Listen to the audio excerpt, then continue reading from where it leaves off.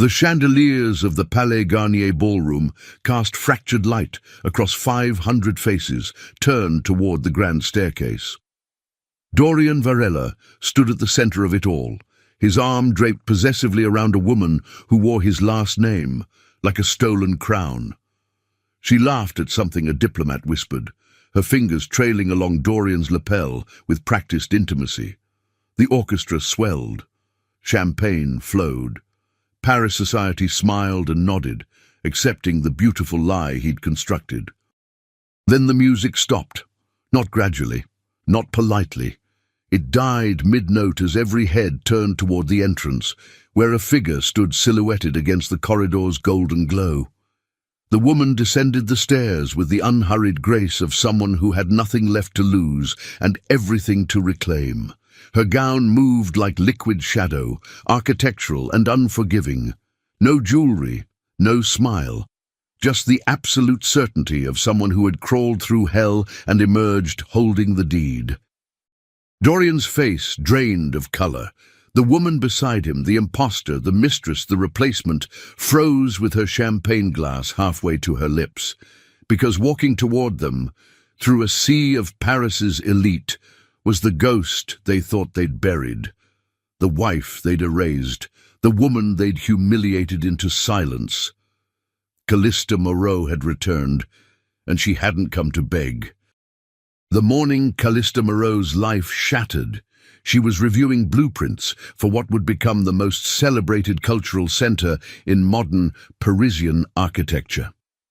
The Moreau Varela atelier occupied the top 3 floors of a Haussmann building in the 7th arrondissement, where 19th-century elegance met cutting-edge design. Floor-to-ceiling windows framed the Eiffel Tower like a postcard she'd stopped noticing years ago. She'd built this. Not just the firm. Though her designs had won the competitions, secured the commissions, shaped the skyline, but the entire ecosystem of their lives. The reputation, the connections, the careful cultivation of Dorian Varela from a charming architectural school graduate into the face of their success. Her phone buzzed, a message from Dorian, running late. Meeting with the Rousseau Foundation pushed. Don't wait up tonight. Callista typed back a quick acknowledgement and returned to her work. This was normal. This was their rhythm. She created, he performed. She designed the impossible. He sold it to the world. A partnership that had lasted 12 years, 7 months, and, she would later calculate with painful precision, 14 days. Madame Moreau? Her assistant, Julian, appeared in the doorway. The Belgium ambassador's office called. They want to move the presentation to next week, which gives us 3 additional days. Callista made a note. Tell them yes, but we'll need their site access extended. Julian hesitated. There's something else.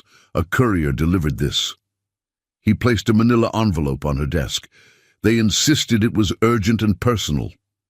The envelope bore no return address. Inside, a single USB drive and a handwritten note on expensive stationery.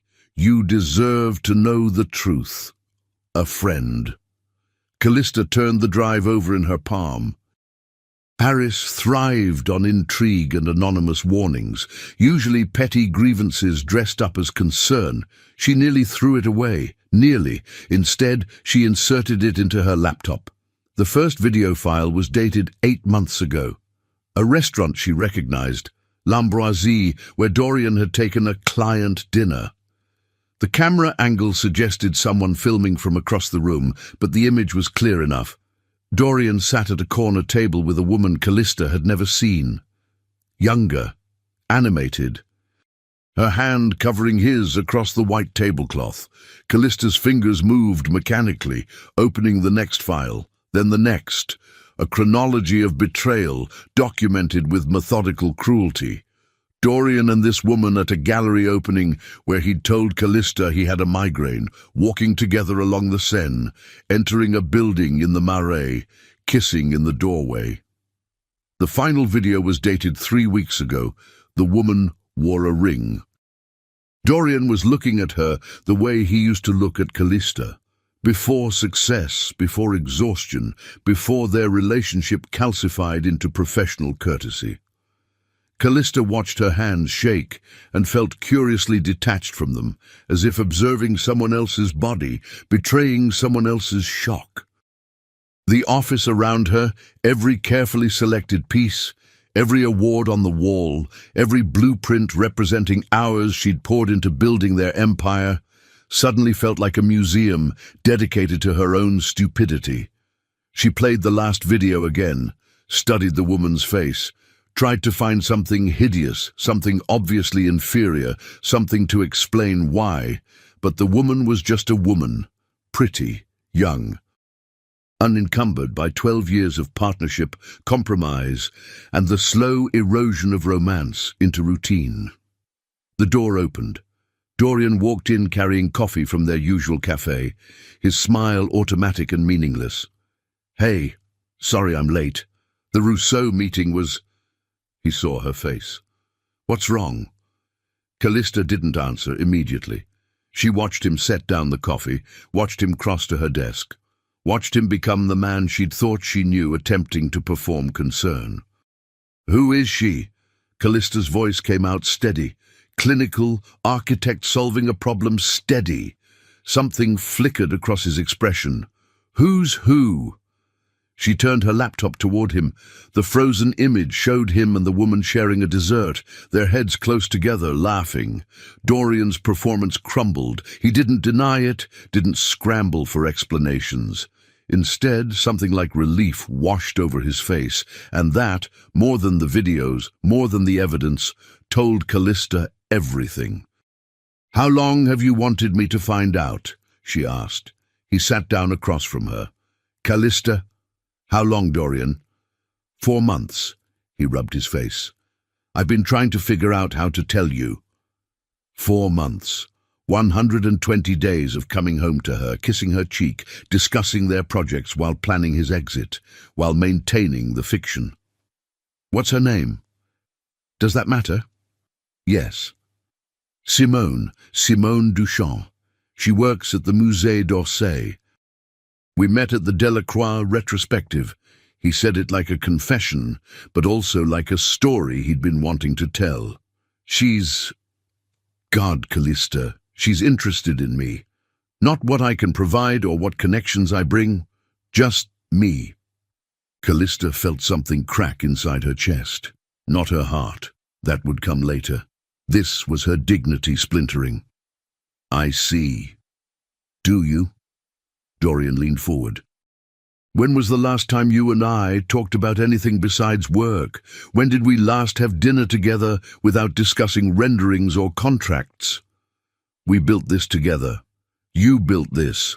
I'm just the face you put on it." His voice carried an edge she'd never heard before. "I'm tired of being your billboard, Callista. I'm tired of everyone knowing you're the genius and I'm just the charming translator." "Then leave." The words came out before she'd fully processed them. "If you're so unhappy, leave." "I am." He stood up. "I've been waiting for the right time, but there's never going to be a right time. I'm moving out. Tonight." The room tilted. "Tonight?" "My lawyer will contact your lawyer about the firm. I'm entitled to half the partnership." And there it was. The real reason he'd been waiting, planning, documenting. Not love, leverage. He'd been building his case while she'd been building their empire. "You calculated this." Callista stood, matching his height though feeling infinitely smaller. "The timing, the evidence you must have gathered. How long have you been planning the exit strategy?" "Don't make me the villain. You're married to your work, Callista. I'm just accepting reality." "Married to my work?" She heard her voice rise and hated herself for it. "I built this firm for us. Every competition I won, every impossible deadline I met, that was for our future." "No." Dorian grabbed his jacket from the back of the chair. "It was for your future. I was just along for the ride." He paused at the door. "I'll have movers come tomorrow for my things. Please don't be there. Let's keep this civil." He left. Just walked out of 12 years, like closing a door on a hotel room. Callista stood in the empty office as the Paris afternoon faded into evening. The city lights began their nightly performance, the Eiffel Tower starting its hourly sparkle. Below, people hurried home to partners who loved them, who saw them, who hadn't been planning betrayals measured in months and lawyers. She looked at her laptop, still frozen on the image of Dorian and Simone. Then at the blueprint spread across her desk, a cultural center that would bear the Moreau-Varela name for generations. Their legacy built on the foundation of his lies. Her phone buzzed. A message from an unknown number. There's more you need to know. Check your firm's accounts. He's been planning this longer than you think. A friend Callista pulled up their business accounts with shaking hands. The pattern emerged slowly, then all at once. Small transfers. Retainer payments to a law firm specializing in business dissolution. Consulting fees to an accounting company that evaluated partnership assets. He'd been preparing for months. While she worked on the Belgium project, on the Dubai commission, on every design that required her complete focus, Dorian had been systematically constructing his exit. The sun set completely. The office grew dark around her. And Callista Moreau, celebrated architect, genius designer, woman who had spent 12 years building dreams in glass and steel, realized she'd forgotten to design the most important structure of all. A life that couldn't be stolen in a single afternoon. Her phone rang. Her mother, Callista, sent it to voicemail, then her sister, then her best friend from university. Word was spreading through their social circle with the efficient cruelty of Parisian gossip. She was the wife who didn't notice, the successful woman too absorbed in her work to see her husband slipping away. The cautionary tale women would whisper about at dinner parties. Callista looked at her reflection in the darkened window. She barely recognized the woman staring back, impeccably dressed, perfectly composed, completely hollowed out. She picked up her phone and typed a message to her lawyer. "Need to see you first thing tomorrow. It's urgent." Then she walked out of the office she'd built, rode the elevator down through the building she'd helped landmark, and stepped onto the Paris streets she'd helped reshape. Everything around her bore her mark, her vision, her fingerprints. Everything except the man who'd stood beside her through it all. The betrayal would teach her many things in the months to come. But the first lesson landed that night, walking home through the city she'd helped build.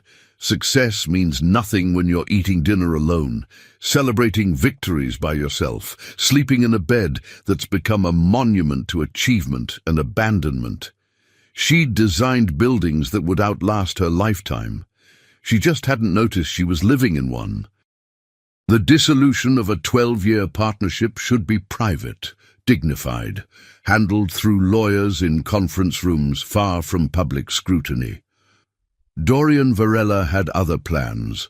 Callista learned this 3 weeks after their separation, when she opened Le Figaro over her morning coffee, a ritual she'd maintained with religious precision, despite the fact that everything else in her life had collapsed into chaos.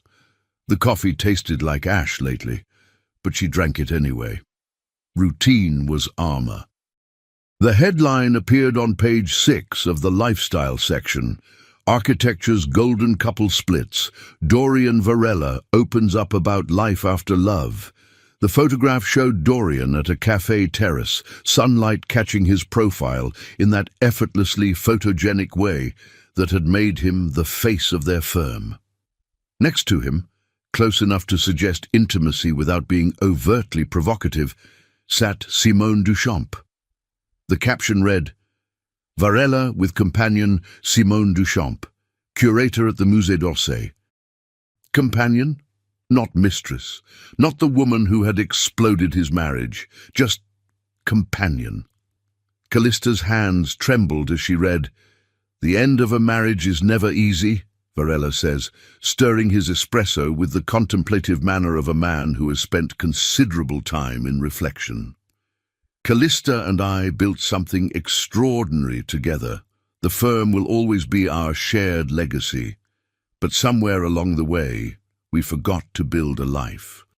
Indeed, when asked about the challenges of partnership, both professional and personal, Varela becomes thoughtful.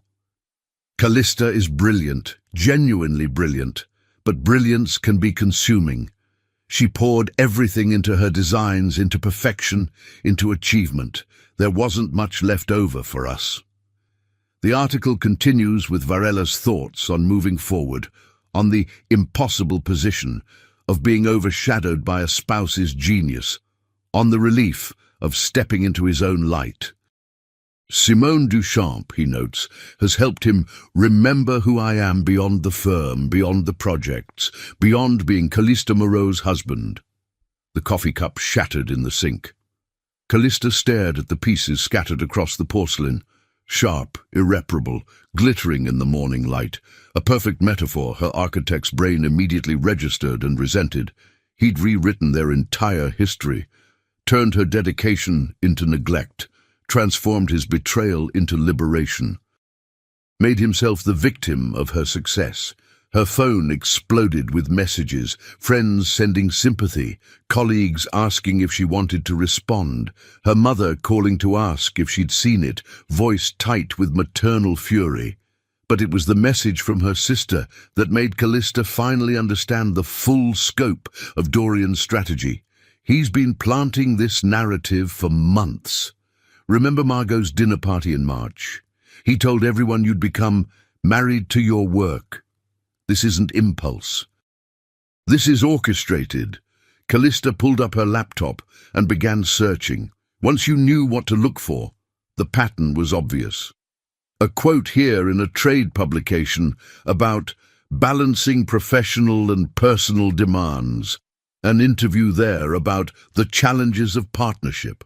A podcast where he discussed supporting a spouse's ambition while maintaining your own identity. He'd been building his defense long before she'd discovered his crime. The firm's phone rang constantly. Clients wanting to know about the partnership's future, press requesting interviews, and through her assistant Julian, a message from Dorian's lawyer. Mr. Varela would like to settle the partnership dissolution quickly and amicably. He's proposing a 50-50 split of all firm assets, intellectual property, and future commissions derived from shared work. 50% of everything she'd created. 50% of the designs that bore her signature, her vision, her countless sleepless nights solving impossible structural problems while he'd been out networking. Madame Moreau? Julian stood in her office doorway looking miserable. The Belgium ambassador's office called. They're asking if the firm will continue, if the project timeline will be affected. Tell them the project continues as planned. Callista's voice came out mechanical. Tell them I've never missed a deadline, and I don't intend to start now.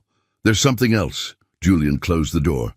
I probably shouldn't tell you this, but Dorian has been meeting with some of our junior designers, offering them positions at a new firm he's starting. He can't do that. Actually, the non-compete we have them sign only prevents them from working on similar projects for 6 months. After that, Julian trailed off miserably. Callista understood. Dorian wasn't just leaving. He was planning to hollow out her firm, take her trained staff, and compete directly with her using everything she'd taught him. That evening, she received an invitation to the Duchamp Gallery's new exhibition opening. The gallery belonged to Simone's family, old money, old connections, the kind of Parisian establishment that had taken years for Callista to crack as a relative outsider. The invitation was addressed to Callista Moreau and guest. But the guest line was crossed out. A handwritten note added, "Thought you should know Dorian will be attending. Simone is curating. We thought transparency was better than awkwardness.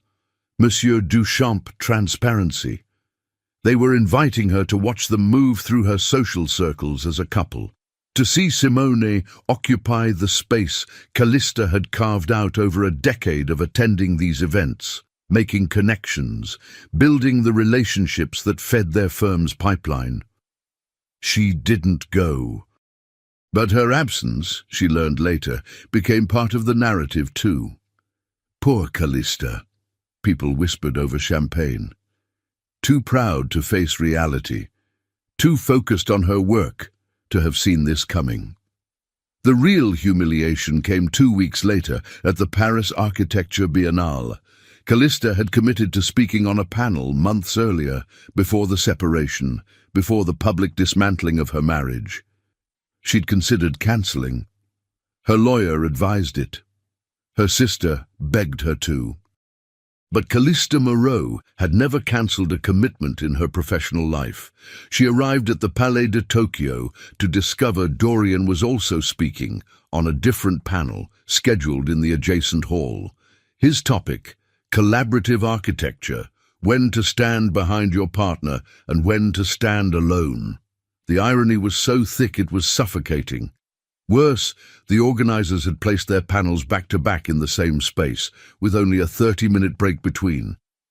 Callista's panel on innovation in cultural design would end minutes before Dorian's began. Everyone would see them in the same room. Everyone would watch for signs of collapse, bitterness, weakness. She walked onto the stage with her head high, her presentation flawless. Spoke about the Belgium project, about pushing boundaries, about architecture as a form of optimism made concrete. Her voice never wavered, her hands never shook. She almost made it through. Then during the Q&A, someone asked, "Given recent changes in your personal life, how do you maintain creative focus during emotional turmoil?" The room held its breath. 200 architects, designers, and press waiting to see if she'd crack. Architecture, Callista said carefully, requires absolute presence. When you're calculating stress loads or designing spatial relationships, there's no room for distraction. Personal difficulties are irrelevant to structural integrity. The building doesn't care about your marriage. It cares about whether you did the mathematics correctly. Polite applause. But she saw it in their eyes. They wanted more. They wanted tears or rage or some evidence that she was human underneath the composed exterior. She denied them that satisfaction, but as she left the stage and moved through the crowd toward the exit, she saw him. Dorian stood near the entrance, Simone beside him. They were laughing with a group of Swedish designers Callista had introduced him to 2 years ago. Simone's hand rested lightly on Dorian's arm, familiar, possessive, natural. Simone looked up and saw Callista. Instead of discomfort or guilt, her expression held something worse. Pity. She looked at Callista the way you look at someone who's already lost and just doesn't know it yet. Dorian followed her gaze. For a moment, their eyes met across the crowded hall. He didn't look angry or regretful. He looked relieved, like a man who'd finally put down a heavy burden. Callista made it to the bathroom before the shaking started. She locked herself in a stall and pressed her back against the wall, breathing through waves of humiliation that came not from the betrayal itself, but from how completely she'd been rewritten. She was no longer Callista Moreau, visionary architect. She was Callista Moreau, the wife too obsessed with work to notice her husband's affair. The cautionary tale. The woman who built buildings but couldn't build a marriage. Her phone buzzed. A message from her lawyer. Dorian's team is pushing for settlement conference next week. They're threatening to freeze firm operations if you don't negotiate. We need to talk strategy. Another message, this one from a former colleague. Saw you at the Biennale. You handled that with grace. But between us, word is, Dorian's been telling people he effectively ran the firm's business side while you designed. He's trying to claim credit for every commission. You need to protect yourself. Callista stared at the messages, then at her reflection in the bathroom mirror, still impeccably dressed, still composed, still performing the role of woman who has it together. But her eyes told a different story. They were the eyes of someone realizing that truth didn't matter, narrative mattered. and Dorian had spent months crafting his while she'd been too busy working. She walked out of the bathroom to find Simone standing in the corridor, clearly waiting. "Callista." Simone's voice was gentle, which somehow made it worse. "I wanted to talk to you, to explain—" "Don't." The word came out sharper than intended. "I never meant for anyone to get hurt. What Dorian and I have, it just happened. Nothing just happens." Callista heard the exhaustion in her own voice. "People make choices. You both made yours. Now I'm making mine. Which is to stop letting his narrative define me." She walked away, leaving Simone in the corridor. But as she pushed through the exit into the Paris evening, Callista realized she had no idea what her own narrative was anymore. For 12 years, she'd been half of a partnership, half of a marriage, half of Moreau Varela. Who was Callista Moreau alone? She'd built monuments that would outlast her, designed spaces that would shelter thousands, created beauty that would endure centuries. But she couldn't answer the simplest question. Who was she when no one was watching, when there was no deadline, no commission, no panel to speak on? That night, alone in her apartment, the one she'd designed in the building she'd helped landmark, Callista opened a bottle of wine she'd been saving for a special occasion that would never come. She sat at her drafting table, surrounded by blueprints and awards and evidence of a brilliant career, and let herself feel the full weight of her humiliation. Tomorrow, she would be strong. Tomorrow, she would fight Dorian's lawyers and defend her legacy and begin rebuilding. But tonight, she was just a woman who'd lost her husband to a younger mistress, who'd become a cautionary tale, who'd learned that success means nothing if you're eating it alone at a table built for two. The wine tasted like failure, and somewhere across Paris, in the apartment Callista had never seen, Dorian and Simone were probably toasting their future, laughing about the wife who'd never seen it coming. The humiliation wasn't the affair, it was the realization that she'd been so easy to replace, so easy to rewrite, so easy to forget. Callista had designed buildings that would last centuries. She just hadn't noticed she was becoming a ghost in her own life. The settlement meeting was scheduled for a Wednesday in May, in a conference room that overlooked the Seine. Callista arrived 15 minutes early, a lifetime habit of preparation that now felt like weakness.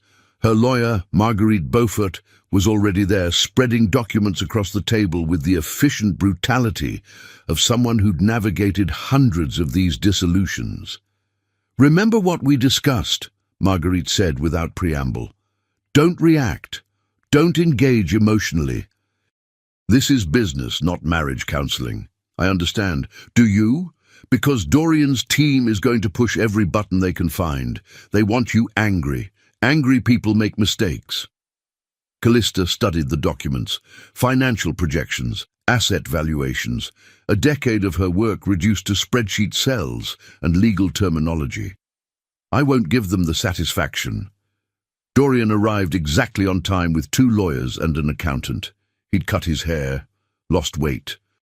He looked, Callista noted with detached bitterness, happy, free, like a man who'd been holding his breath for years and finally remembered how to exhale. He didn't make eye contact. "Shall we begin?" Dorian's lead attorney, a sharp woman named Claudine Mercier, with a reputation for extracting maximum settlements, smiled the way sharks smile at wounded fish. "We believe we can reach an agreement quickly if everyone remains reasonable." "Define reasonable," Marguerite said dryly. Claudine slid a document across the table.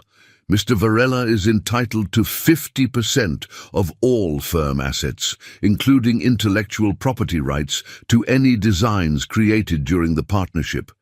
Additionally, he's requesting ongoing royalties from any projects completed during his tenure that continue to generate licensing or publication fees." Callista read the numbers. They wanted half of everything, plus a permanent percentage of her future earnings.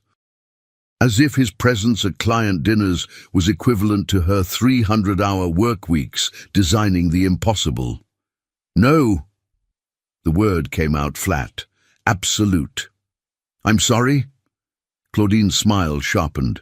No to the intellectual property transfer. No to the ongoing royalties.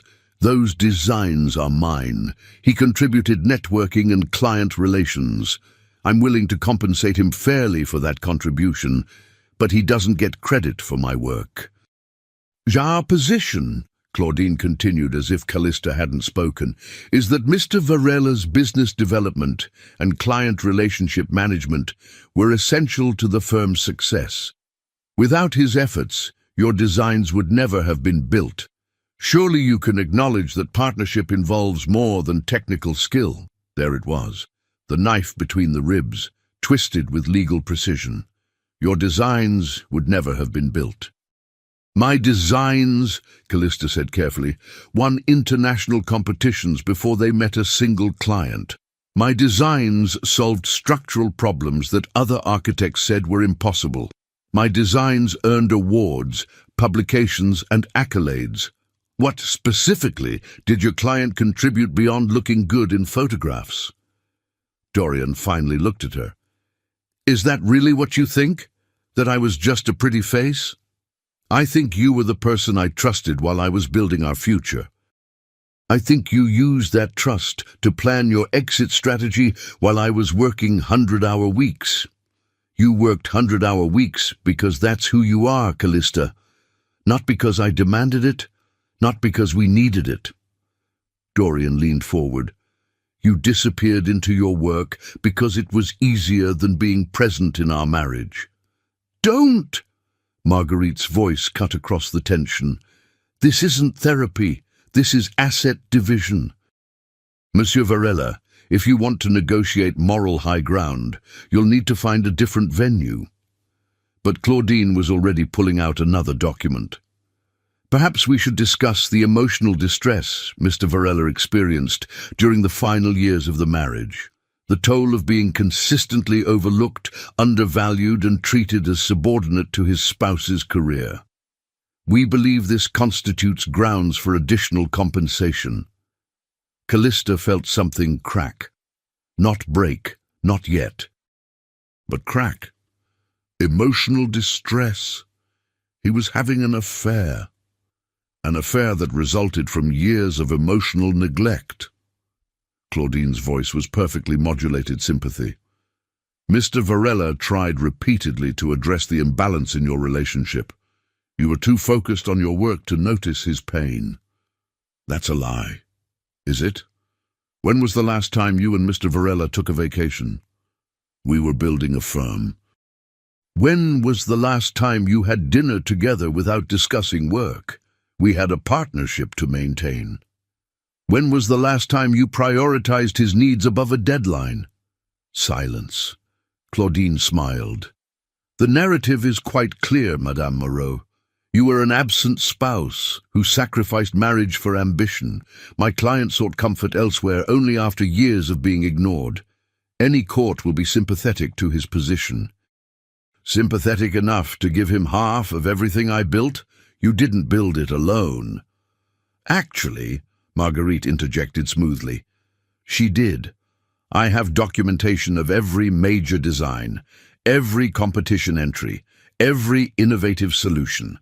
They all bear Madame Moreau's signature. Mr. Varela's name appears on business contracts and client communications. Important work, certainly, but not the creative force that built this firm's reputation. Claudine pulled out her own stack of documents. And I have testimonials from every major client stating that Dorian Varela was essential to project success, that his vision and guidance shaped the final designs, that he was, in effect, co-creator. Callista stared at the testimonials, recognized the signatures. These were clients she'd worked with directly, clients she'd presented to. Clients whose impossible demands she'd solved through structural innovation while Dorian had been, what? Charming them? Taking them to dinner? He's been collecting these for months, she said quietly. He's been protecting his interests, Claudine corrected. While you were focused on your next award, he was ensuring he'd be fairly compensated for his contributions. Compensated for what? Showing up? Smiling? I designed those buildings. I solved the engineering problems.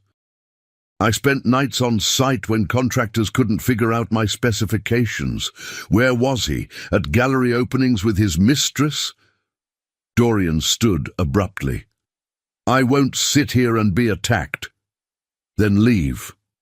Callista stood too. That's what you do, isn't it? Leave when things get difficult? Leave when someone asks you to account for yourself? I stayed for 12 years in a marriage where I was invisible. You were invisible because you contributed nothing. I built everything while you played dress-up in nice suits and pretended my work was ours. Your work? Dorian's mask finally cracked. Your work would still be sitting in a portfolio if I hadn't convinced clients to take risks on your wild ideas. You're brilliant, Callista, but you have zero understanding of how to talk to human beings. I translated your genius into something people could understand. I made you accessible. You made yourself necessary. Because I was necessary. You needed me whether you want to admit it or not. I needed a partner. What I got was a parasite. The room went silent. Claudine gathered her documents with deliberate precision. I think we're done here. Madame Mercier, please inform your client that we'll be filing for full dissolution in court. We will be requesting 50% of all assets, ongoing royalties, and compensation for emotional distress.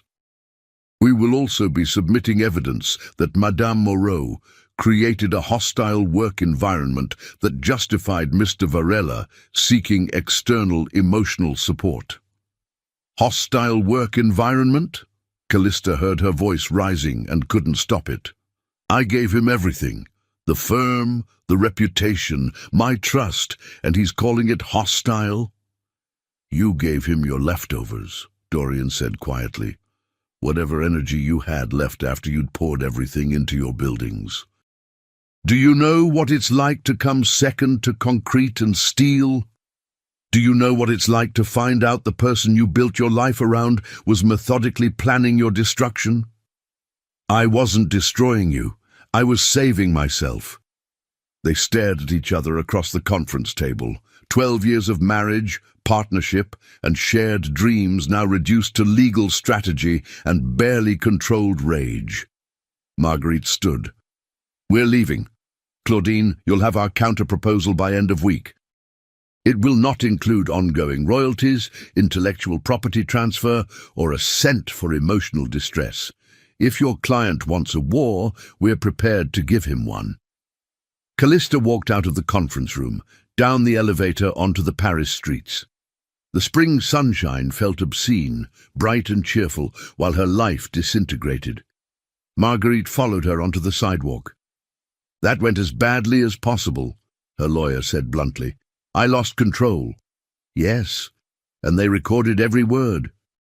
Expect that parasite comment to appear in court documents. Callista closed her eyes. I gave him everything. No, you gave him access to everything. There's a difference. Marguerite lit a cigarette, offered one to Callista. You need to decide something now. Do you want to fight this the legal way, slow, expensive, messy, or do you want to hurt him? What's the difference? Legal means we defend your intellectual property in court. Painful means we destroy his reputation so thoroughly that even if he wins half your firm, it won't matter, because no one will work with him. Marguerite exhaled smoke. I'm good at legal, but if you want painful, you need someone else. Who? Marguerite smiled. Ever heard of Zafira Laurent? The name was familiar. A public relations specialist who'd handled several high-profile divorces in Paris. Her reputation was surgical. She didn't just protect her clients, she obliterated their opponents. She's expensive, Marguerite continued, and she only takes cases she believes in. But if she agrees to help you, Dorian will regret every decision that brought him here. Callista thought about the settlement demand, about Dorian's testimonials, about sitting in court while lawyers argued over who deserved credit for her work, about watching him walk away with half of everything while Simone Duchamp stood beside him, young and smiling and blameless. "Set up a meeting," she said.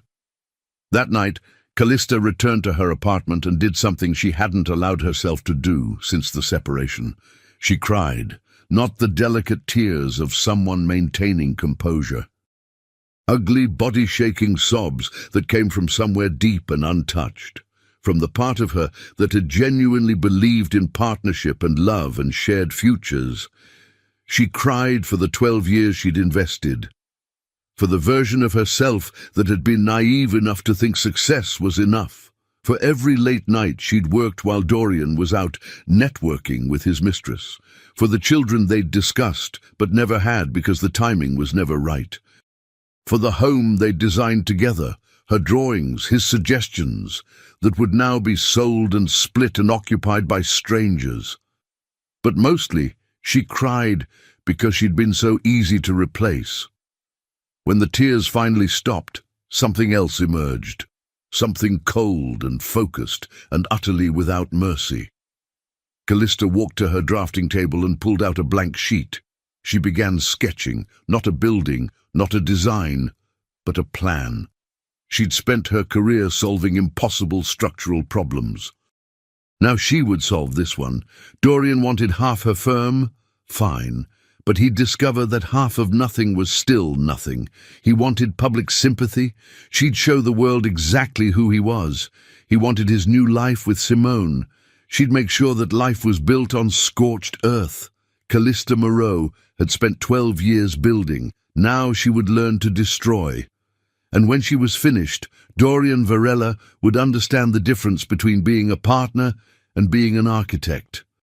Architects don't just create. They know exactly where to place the charges to bring the whole structure down. Zafira Laurent's office occupied a discreet townhouse in Saint-Germain-des-Prés, the kind of address that suggested old money and newer secrets. The interior was all minimalist elegance, like a gallery where the only exhibit was other people's demolished reputations. "Tell me why you're here," Zafira said without preamble. She was mid-50s, impeccably styled, with eyes that had witnessed too many marital implosions to be shocked by anything. Callista laid out the entire story, the affair, the settlement demands, Dorian's narrative construction, the testimonials, the humiliation at the Biennale. She spoke clinically, architect presenting a problem precisely. When she finished, Zafira was quiet for a long moment. "Do you want him back?" "God, no." "Do you want revenge?" Callista considered this carefully. "I want the truth. I want people to know who built that firm. I want my work recognized as mine. And yes, I want him to understand what he's actually done." "Not revenge, then. Justice." Zafira smiled slightly. "Better. Revenge makes you look petty. Justice makes you look righteous." She opened her laptop. "First question. How much of your firm's success can you definitively prove was your work alone?" "All the design work, every competition entry, every innovative solution." "Can you document that?" "Every drawing has my signature. Every technical specification was written by me. Every late-night problem-solving session has my fingerprints on it, literally. I work in physical models before I go digital." "Good. Second question. How much of Dorian's client relationship work was actually his?" Callista paused. "What do you mean?" "Networking requires groundwork. Someone introduces you to someone who introduces you to a potential client. Who did that groundwork? Who opened doors? Who built the initial relationships that allowed Dorian to walk through and be charming?" The answer emerged slowly, then all at once. "I did. Every major client came through connections I'd developed. My university network, my competition wins, my publications. So Dorian's contribution was maintaining relationships you'd established? Yes. That's not partnership, that's employment. Zafira made notes. Third question, the affair with Simone Duchamp. When did it actually begin? The videos showed 8 months ago.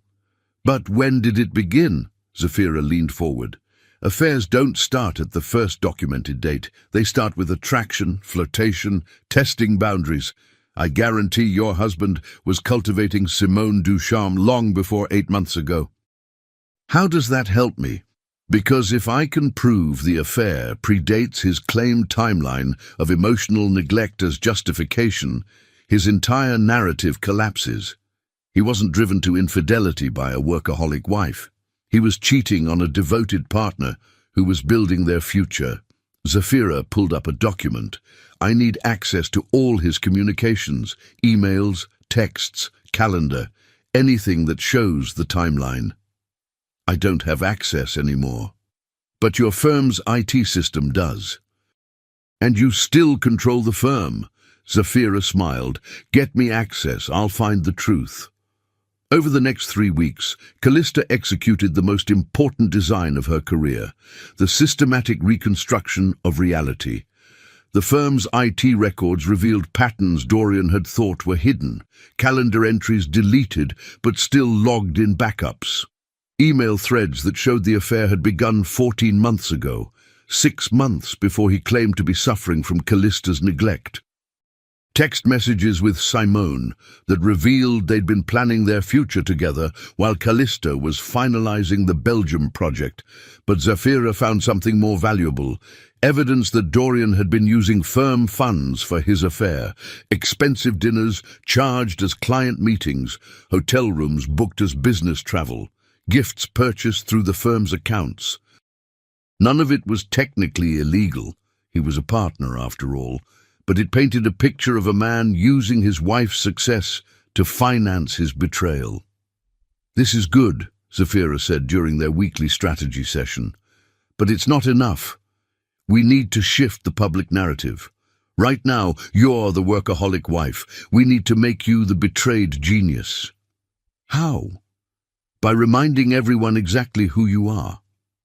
Zafira slid a folder across her desk. These are interview requests you've declined over the past year. Architecture magazines, design publications, TED Talk invitations. You said no to all of them because you were too busy working. I was designing the Belgium project. And Dorian was out being the public face of your firm. That ends now. You're going to accept every invitation. You're going to speak at every conference. You're going to remind the architectural world that Callista Moreau is not the supporting character in this story. She's the entire story. Callista looked at the list. Dozens of opportunities she dismissed because she preferred to work rather than talk about work. This will take time away from actual design. You're already spending all your time fighting lawyers. Spend it building your public presence instead. Zafira pulled up a website. And we're going to start here. It was the Palais Garnier website, advertising their annual charity gala. The event drew Paris's cultural elite, politicians, artists, business leaders, and society fixtures. The kind of event Callista had attended dutifully beside Dorian, but never particularly enjoyed. Why this? Because, Zafira said with a predatory smile, Dorian and Simone will be there. The Duchamp are major donors. They'll be presenting as a couple. Society will be watching to see if you hide or crumble. She leaned forward. Instead, you're going to walk in like you own the building, because architecturally speaking, you helped save it during the Restoration Committee work 3 years ago. That was advisory. But your structural solutions prevented the main hall from collapsing. I checked. You were never publicly credited. Zafira pulled up architectural journals. The Restoration Committee credited consulting engineers, but I have your original reports, your calculations, your innovations, We're going to make sure everyone at that gala knows the building they're partying in is standing because of you." Over the following weeks, Callista began her reconstruction. She accepted an interview with Architectural Digest, where she carefully, methodically laid out her design philosophy and her role in every major project. She gave a lecture at her alma mater, where she presented technical drawings that bore only her signature. She wrote an opinion piece for Le Monde about women in architecture and the tendency to credit male partners for female achievement. She never mentioned Dorian by name. She didn't have to. The implication was clear to anyone paying attention. The architectural community began to notice. Comments appeared on articles, Twitter threads from young designers pointing out that every award-winning design from Moreau Varela had Callista's signature on the original drawings. A feminist architecture blog published a timeline showing that the firm's competition wins corresponded exactly to periods when Callista was lead designer. Dorian's lawyers sent a cease and desist letter, claiming Callista was damaging his reputation. Marguerite responded with documentation proving every claim was factual. Truth, it turned out, was an absolute defense. But the real shift came 3 days before the Palais Garnier Gala, when Zafira called with news. "I found something. Simone Duchamp wasn't just some innocent art curator who happened to fall for your husband. She's been systematically targeting successful partnerships in Paris's cultural elite for the past 5 years. What? Before Dorian, she had an affair with a married gallery owner. Before him, a married conductor. Both men left their wives, both lost significant portions of their businesses in the divorce, and both ended up hiring Simone into professional roles afterward." Zafira's voice carried sharp satisfaction. "She's a professional homewrecker with a pattern, and I can prove it." Why would she do this? Ambition. These men all had something she wanted. Connections, prestige, access. Your husband had an architectural firm.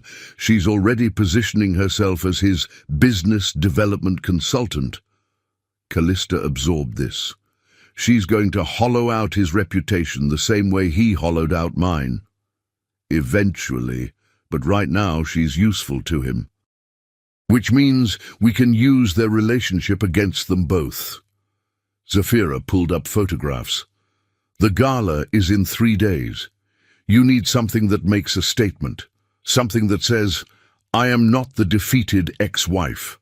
I am the architect of my own resurrection.'" "What did you have in mind?"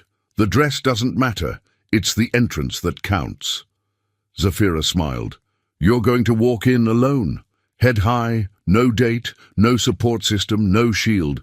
Just you, owning your space. And when Dorian and Simone see you, they need to understand that you're not broken. You're rebuilt, stronger than before. And then you smile. You network. You remind everyone in that room why Callista Moreau is a name that matters. You let them see what Dorian lost." Zafira leaned back. "Revenge isn't about destruction, Callista.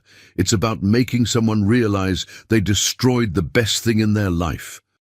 The night before the gala, Callista stood in her apartment and looked at the dress hanging in her closet.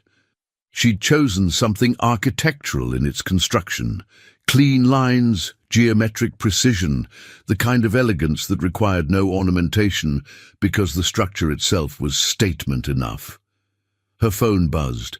A message from her sister. "You don't have to do this. You've already proven yourself." But she did have to do this. Not for Dorian. Not even for herself, really. For every woman who'd been told her success was actually someone else's achievement. For every designer whose work had been credited to a more charismatic partner. For every wife who'd looked away from her marriage long enough to build something brilliant, only to discover her husband had used that time to build an exit strategy. She texted back, "I know, but I'm doing it anyway." Another message, this one from Zafira. "Remember, you're not there to make a scene. You're there to remind them who you are. The building they're celebrating in, you helped save it. The gala they're attending. You have more right to be there than anyone. Walk in like you own the place, because intellectually, you helped build it. Callista looked at her reflection. 38 years old, brilliant architect, betrayed wife, woman learning day by day that strength isn't the absence of breaking, it's the choice to rebuild anyway. Tomorrow night, she would walk into the Palais Garnier. She would face the society that had turned her into a cautionary tale. She would stand in front of the man who'd betrayed her and the woman who'd helped him do it. And she would show them all what resurrection looked like. Hey, if you're rooting for her like I am, show it by liking this video. And if you want to see more mini-series like this, subscribe to the channel, because there's a lot more coming your way. The dress hung in the light like an architectural drawing brought to life, precise, intentional, unforgiving. Callista Moreau was ready to make her entrance, not as someone's wife, not as someone's ex, not as a cautionary tale, as herself. Finally, devastatingly, entirely herself.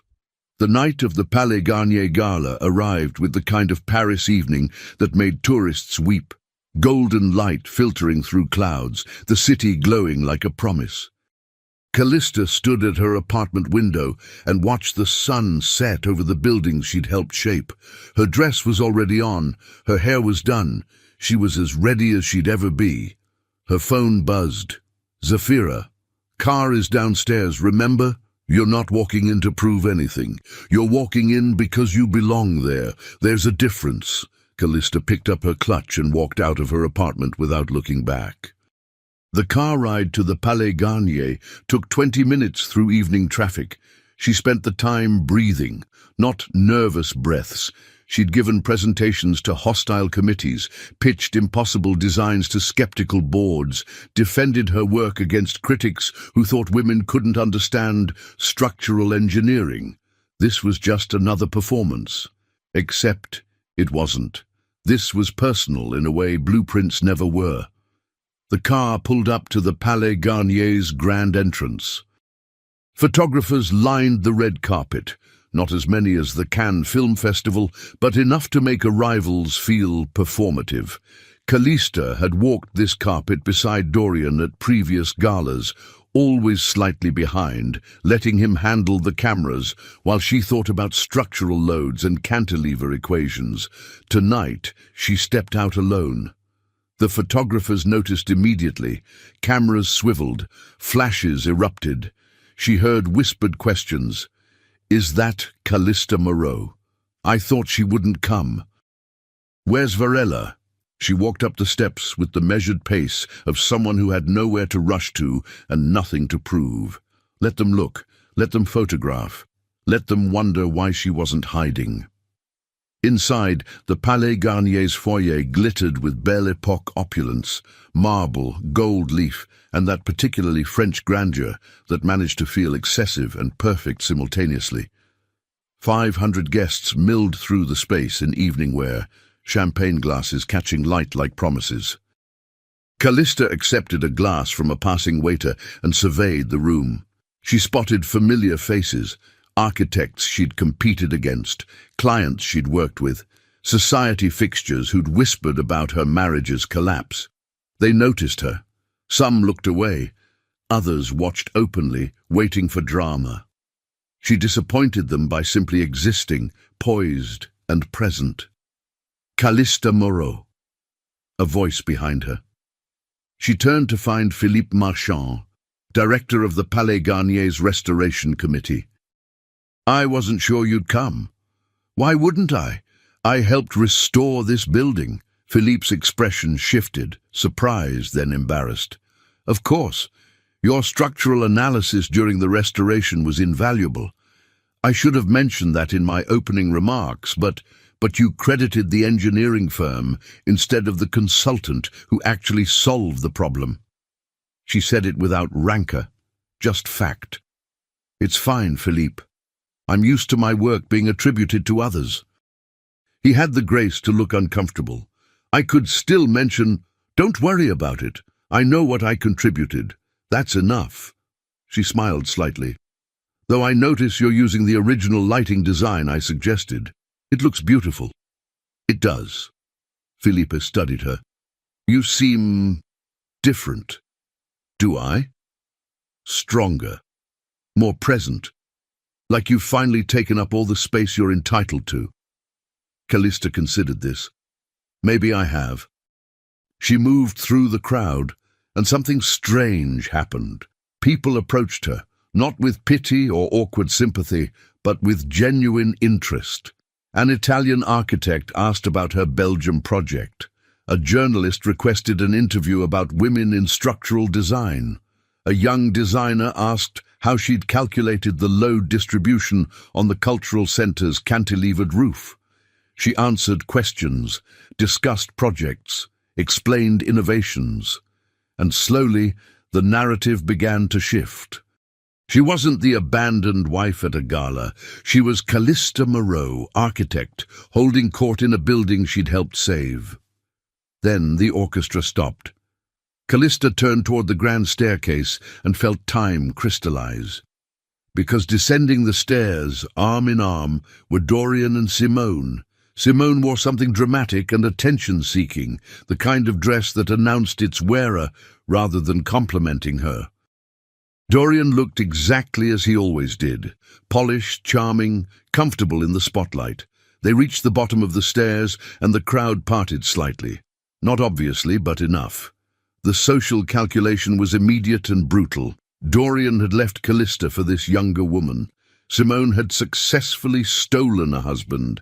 They were together now, public and unapologetic. Dorian's eyes found Callista across the room. For a moment, they just looked at each other. 12 years of marriage, partnership, and shared dreams, now reduced to this. Former spouses at a society gala, separated by 100 feet and an unbridgeable gulf of betrayal. Callista raised her champagne glass slightly. A salute, an acknowledgement, a message that said, I see you, I survived you, I'm still here. Dorian's expression flickered, confusion perhaps, or the beginning of understanding.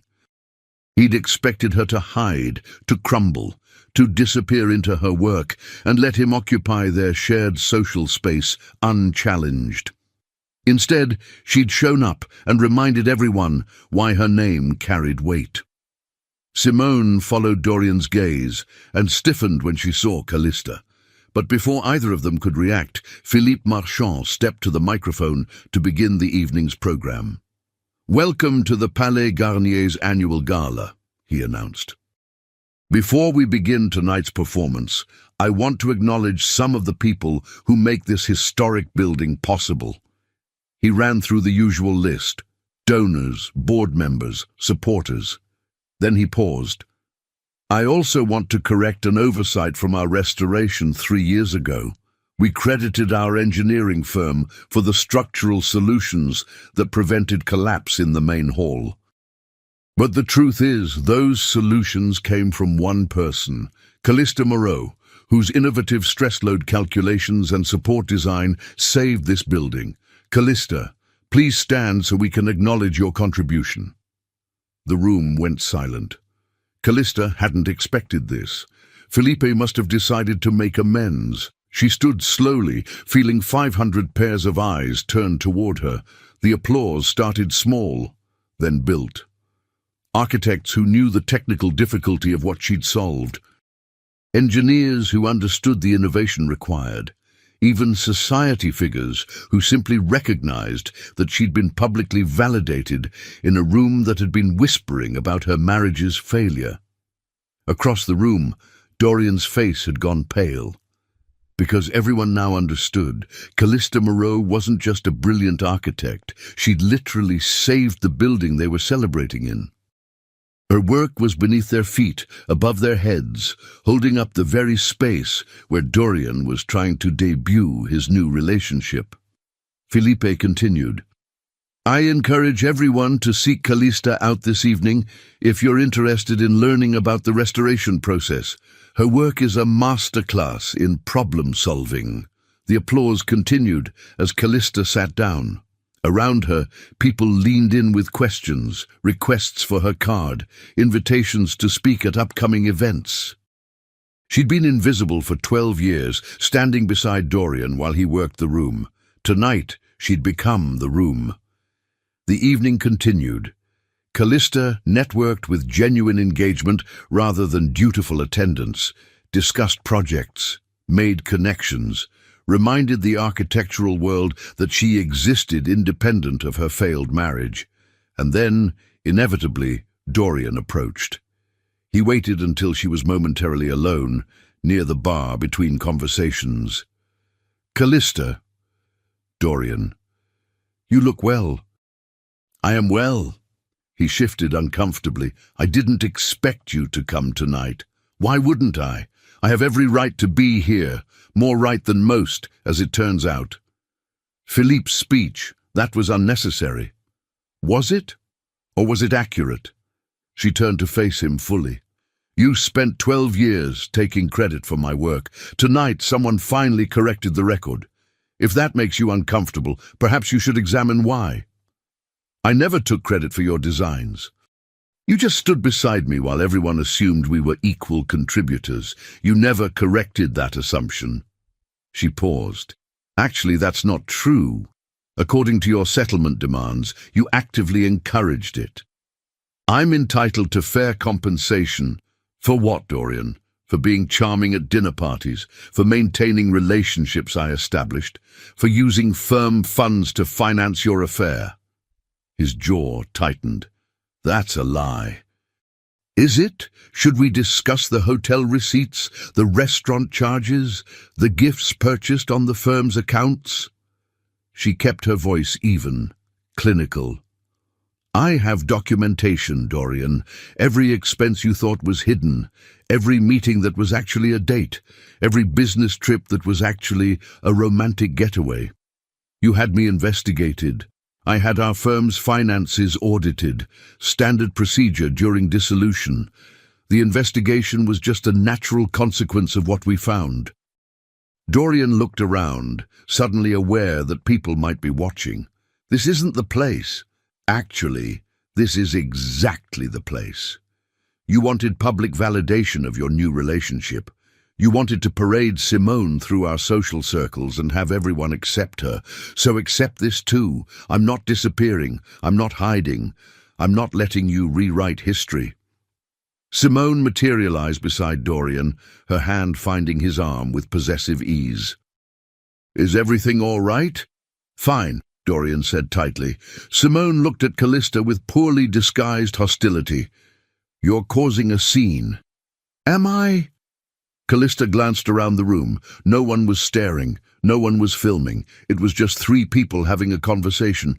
Or am I just existing in a space where you'd prefer I didn't?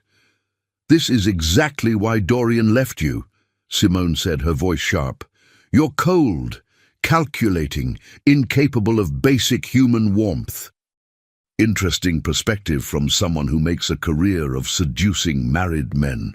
Callista said it pleasantly, like commenting on the weather. "Tell me, Simone, how many partnerships have you destroyed? 3? 4? I lost count when Zafira showed me your pattern." Simone's face went white. "I don't know what you're talking about." "Of course you don't. Just like you don't know that Dorian is already planning his exit strategy from you too. He's been meeting with a business attorney about separating from the firm he's supposedly building with you. Did he mention that? Or is transparency only required from wives, not mistresses?" Dorian grabbed Simone's arm. "We're leaving." "Already?" Callista smiled. "But the evening's just begun, and I was so enjoying our reunion." They walked away, Simone visibly shaken, Dorian rigid with suppressed rage. Callista watched them go and felt nothing. No satisfaction, no regret. Just the cool certainty of someone who'd finally stopped letting other people's narratives define her story. The rest of the evening passed in a blur of conversations and connections. Callista stayed until the end, one of the last to leave, because she could. because this was her space now, not as Dorian's wife, not as half of a partnership, but as herself. She stepped out into the Paris night and breathed in the city she'd helped shape. Somewhere out there, buildings she'd designed stood against the sky, structures that would outlast her, outlast Dorian, outlast every petty drama and personal failure. She'd built monuments, and in doing so, she'd learned the most important architectural principle of all. The foundation matters more than the facade. Dorian had been all facade, charming, polished, beautiful to look at. But when pressure was applied, he'd crumbled. Callista's foundation had held. Her phone buzzed. "Zafira, you were magnificent. The architectural blogs are already writing about Philippe's acknowledgement. By tomorrow, everyone will remember you saved that building." "How does it feel?" Callista typed back. "Like finally taking credit for my own work." Another message, this one from Marguerite. "Dorian's lawyers called. They want to settle. He's willing to accept 30% instead of 50. We have momentum. 30%. Still more than he deserved, but less than he'd demanded." A crack in his certainty. The beginning of understanding that his narrative was collapsing. Callista looked up at the Palais Garnier behind her, its facade illuminated against the night sky. Inside those walls, her calculations held the building together. Her innovations prevented collapse. Her mind had solved problems other engineers said were impossible. Dorian could have 50% of the firm's finances. Hell, he could have everything they'd built together. Because Callista had finally understood the truth. Buildings were just buildings. Firms were just businesses.